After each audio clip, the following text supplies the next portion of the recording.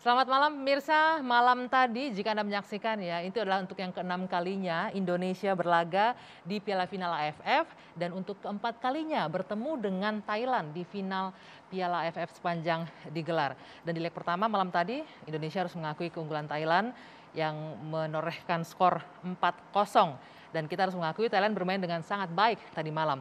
Namun harapan untuk menjadi juara tentu masih terbuka. Akankah Indonesia mengulang sejarah menjadi runner-up ketika bertemu Thailand atau akan menorehkan sejarah baru sebagai juara Piala AFF? Lalu bagaimana peluangnya untuk bisa Indonesia membalikkan keadaan Sabtu mendatang di leg kedua? Kita akan diskusikan malam hari ini di Dua Sisi bersama saya, Dwi Anggia. Two legs, which is great from him. And there's a roar from the crowd as we have the AFF Suzuki Cup 2020 final.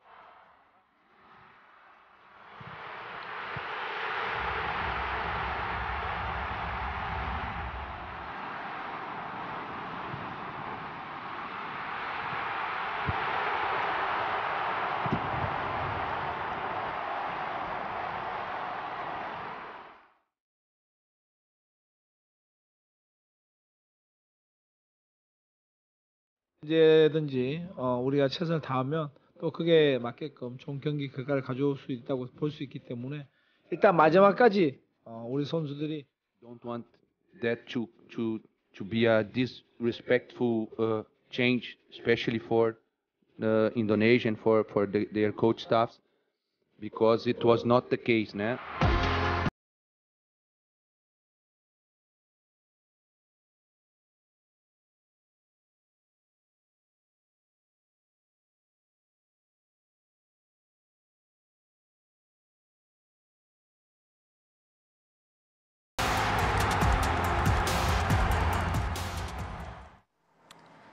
Ya, apapun hasil pertandingan malam tadi pemirsa, bagaimanapun kita harus mengapresiasi tim Merah Putih yang sudah tampil prima sepanjang fase grup Piala AFF dengan 4 kemenangan dan 2 kali imbang. Nah, kita malam hari ini akan berdiskusi dengan beberapa orang narasumber saya yang sudah bergabung di sini. Saya akan perkenalkan satu persatu.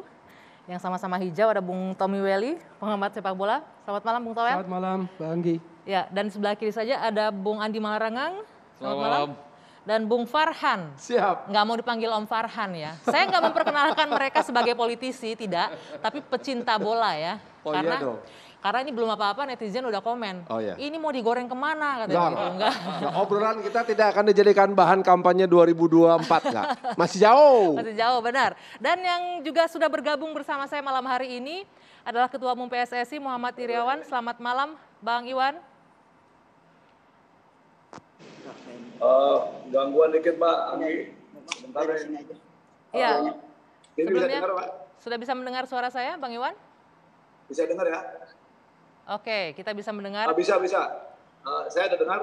Ya, oke. Saya mengucapkan terima kasih sudah berkenan bergabung di Dua Sisi malam hari ini, walaupun kita tahu malam ini juga ada pertandingan final Liga 2 yang harus dikawal oleh Ketua Umum PSSI. Bang Iwan, sebelum saya ke narasumber di sini, saya mau ke Bang Iwan terlebih dahulu. Bagaimana Anda melihat atau menganalisa pertandingan tadi malam? Karena kita tahu Indonesia dikalahkan 4-0, tapi pertanyaannya adalah mengapa Thailand begitu kita lihat sangat mendominasi pertandingan tadi malamnya. Apa yang terjadi dengan tim Merah Putih malam tadi kalau Anda melihatnya?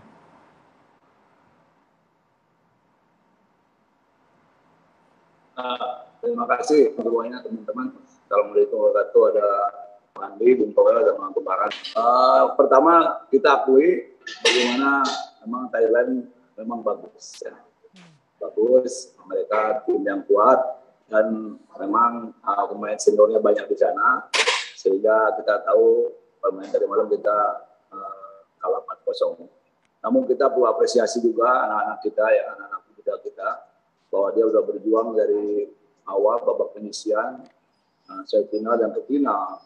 Itu yang saya minta kepada Sintayong, apapun tetap target kita kemarin waktu akan berangkat adalah final dan juara. Wajar seorang ketua umum meminta demikian. Meskipun kita tahu, Pak Ami, kompetisi kita ini baru berjalan 4 bulan, Liga 1, Liga 2 dan berikutnya turunannya. Artinya apa? Ya pemain kita baru bermain ya 4 bulan itu di klub masing-masing. Karena ini pemain-pemain yang ada sekarang itu pada di klub-klub Liga 1. dan sebagainya. Ada di luar, sebagian kecil ada di luar, sehingga ini menjadi permasalahan buat kita. Ya. Makanya saya meminta dulu 6 kali ke pemerintah untuk mengizinkan kompetisi, ya namun baru diizinkan 4 bulan ke belakang, sebelumnya ada pramusim Piala Menpora. Jadi ini satu faktor pembinaan yang cukup mendasar buat kita. Kemudian anak-anak juga karena kalendernya bergeser, kompetisinya ada sampai ujung tahun, sehingga tidak match dengan kalender-kalender yang ada di AFF, AFC maupun FIBA yang ada ya. Tidak bersinggungan. Mereka masih main di Liga 1, kita minta mereka berlatih di mana di timnas ya. Ada yang mengirimkan harusnya 4 per klub, 5 atau berapa cuma dikasih 2. Ya. Karena memang mereka juga butuh juga Liga 1 berkompetisi untuk memenangkan pertandingan yang ada di Liga 1 maupun Liga 2. Saya katakan di Liga 1. Ya belum pemain yang berangkat dari luar yang cukup telat seperti Kang Babot, Egi Maulana dan sebagainya. Asmawi memang sebetulnya lagi ada kegiatannya kosong di sana sehingga bisa main di kita. Jadi sekali lagi ini penting, masalah kompetisi harus terus bergulir. Kan bisa juga Vietnam itu kompetisinya jalan, Pak. Thailand jalan ya. Jadi memang itu salah satu faktor, tapi namun demikian kami tetap memberikan apresiasi ke anak-anak. Luar biasa mereka bisa masuk ke final, itu luar biasa. Tentu obsesi saya sebagai ketum dan masyarakat atau rakyat Indonesia ya inginnya juara, wajar itu. Sementara kita kemarin kalah 4-0 tapi tidak putus asa, masih ada leg kedua. Tadi malam saya langsung komunikasi dengan Asnawi dan Evan Dinas ya, selaku yang paling senior, kapten, dan Evan Dinas biasa memimpin. Itu mengatakan memang cukup kaget waktu pertama menit 2 langsung bisa kebobolan ya.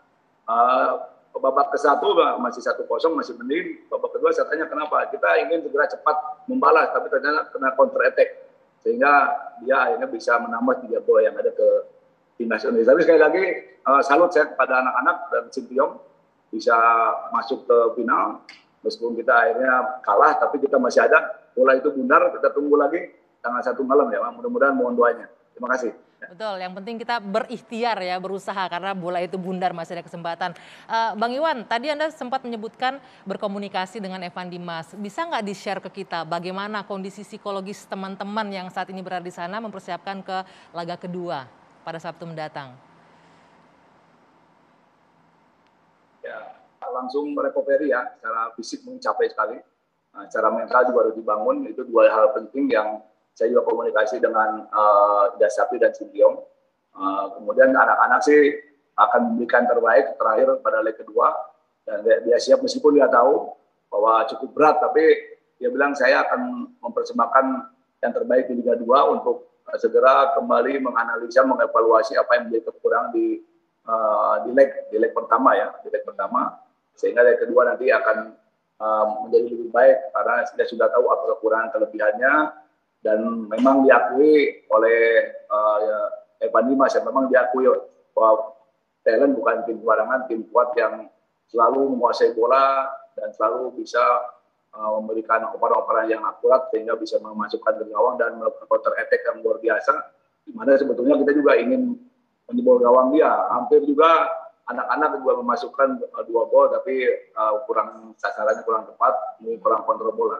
Jadi mereka kembali siap untuk bertanding di leg 2 pada tanggal 1 malam. Kita doakan Mbak Ali dan seluruh rakyat Indonesia. Ya, seluruh rakyat Indonesia tentunya mendoakan untuk timnas bisa membalikan keadaan di Sabtu mendatang. Saya akan ke Om Farhan dulu. Bung Farhan, maaf bukan. Siap. Ketahuan tuanya ya kalau Om Farhan.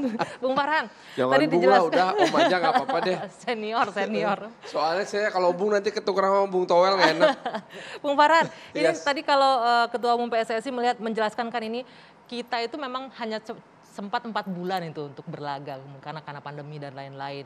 Belum lagi kalau saya lihat dari luar ya, kita juga nggak punya lapangan, terus tidak punya lawan tanding juga sebelum kompetisi dan lain-lain. Dengan posisi sekarang yang diraih oleh tim kita, Anda melihatnya gimana? Ya udah bagus banget sebetulnya ya, karena bagaimanapun juga pelatih Sinteyong ini kan pelatih bagus ya, udah datangnya udah lama gitu. Tapi tidak pernah berhasil menjalankan programnya dengan sangat optimal, kita tahu itu gitu. Karena oke lah, seluruh dunia punya alasan untuk kena pandemik gitu. Dan saya yakin Thailand juga bukan tidak kena pandemik. Tapi sebetulnya masalah terbesar yang dialami oleh Sinteyong adalah komunikasi dari awal. Dari awal tuh udah sering berantem nih sama para pengurus PSSI. Untung ketua umumnya Pak Iwan ini punya belief yang tinggi. Karena memang karakternya Sintayong nih kalau denger dari cerita-cerita teman-teman yang ikut pelatas dan lain-lain, awal-awal agak susah diikutin gitu. Susah diikutinnya? Agak susah diikutin sama para pemain dan lain-lain gitu. Bahkan kita juga para penggemar sepak bola, ya kita kan orang awam ya, taunya kan nama-nama besar gitu. Kok nama-nama besar udah dinaturalisasi kok nggak pada dipakai, yang dipakai malah pemain-pemain muda kan gitu ya. Ini kan sudut pandang orang awam gitu. Namun bahwa sekarang Sintayong berhasil membawa timnas yang merupakan kombinasi muda tua dengan umur rata-rata paling muda, 24 ya kalau nggak salah ya Bang Towel ya. Itu bisa masuk final menghadapi tim Thailand yang rata-rata umurnya 28. Ya wajar lah. Luar biasa ya pencapaiannya luar biasa. Udah hebat banget ini sih. Oke, apalagi, walaupun sakit hatinya hebat banget. Semalam nangis. Mudah-mudahan nanti terbalas Sabtu depan ya gitu ya. Amin. Amin. Nah, pertanyaannya apakah memungkinkan? Bisa nggak Indonesia membalikan keadaan? Nanti itu akan Bang dijawab Towel oleh lah. Bung Towel nih yang biasanya Iya. mengamatinya. Usai jeda kita kembali sesaat lagi di Dua Sisi.